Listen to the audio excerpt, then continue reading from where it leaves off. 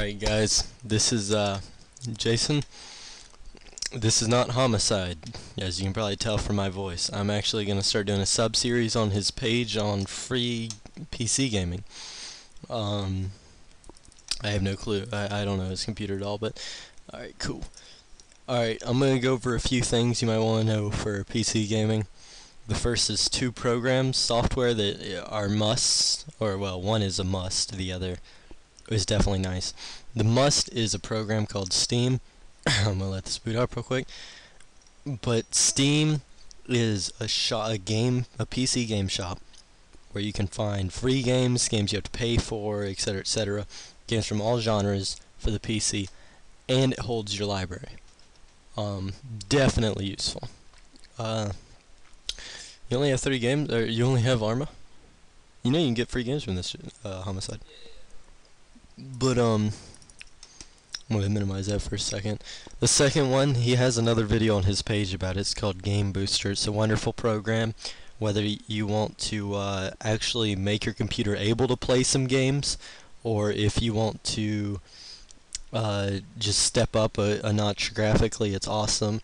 Helps your computer out, whether your computer's slow or just you want extra. It's great. Another thing you need to know for gaming is, you don't need to know this, but I suppose it would definitely help. Are you not connected to the internet?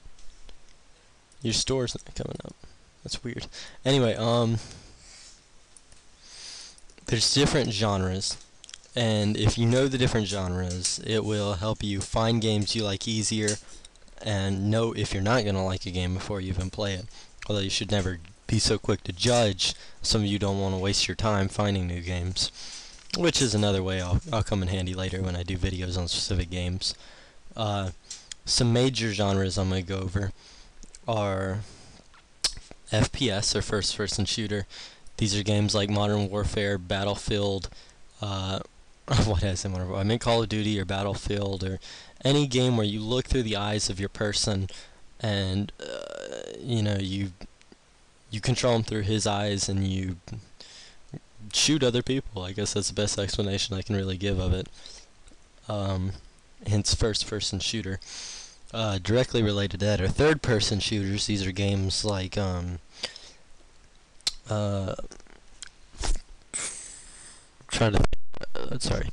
Ghost Recon. I'm trying to think of I love the game series. I just can't think of the name of it. It doesn't matter. It doesn't matter.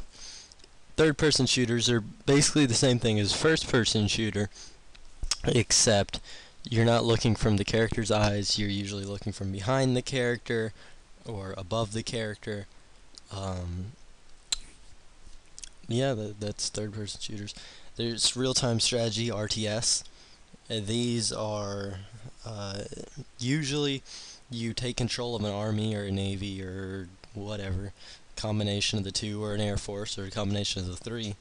You take control of them, or you build them up, and you take on another player, sometimes multiple depending on what RTS you're playing. RTSs, games like first-person shooters don't have as much variety, don't have as much room for variety as certain other games. RTS has a fair room for variety, not in that it has that naturally, but some people have made some really weird RTSs. So even though I love the genre, there are some that are just so far out there that it's not even what you would think of when you think of real-time strategy. So this genre, it contains some interesting games, but it has games like Command and Conquer, StarCraft, the old Warcrafts, etc., etc. There's simulation. These are games that simulate something but are still enjoyable like a game. These are things like Sims, SimCity, Arsenal of Democracy, Hearts of Iron, etc., etc.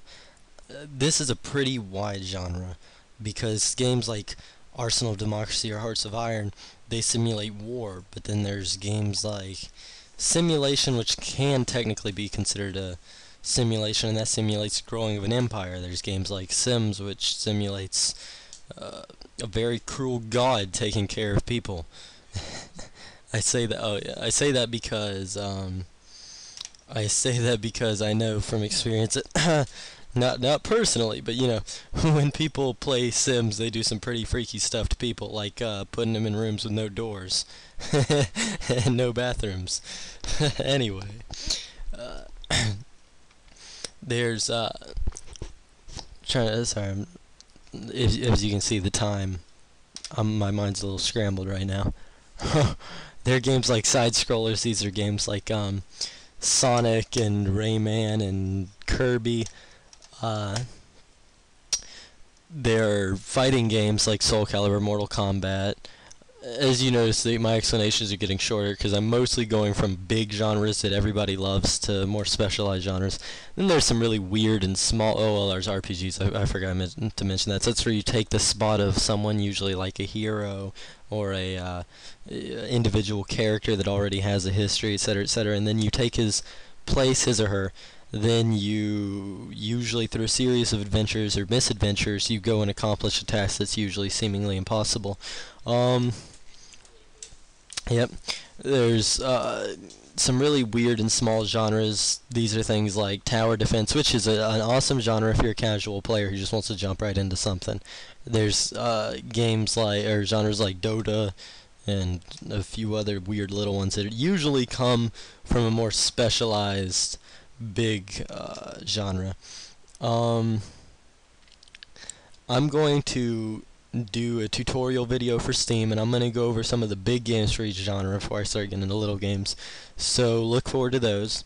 You should subscribe to Homicide and watch some of his other videos because he has some pretty cool videos that'll help speed up your computer or allow you to personalize it. But he'll usually warn you if there's something go wrong with it. So he's just an awesome dude to learn about computers from. This is my first real video I've made for anything online, so if you have any questions or there's anything I didn't cover that you'd like to know, feel free to send a message to Homicide and he will get back to you and he'll tell me in any future videos I can cover it.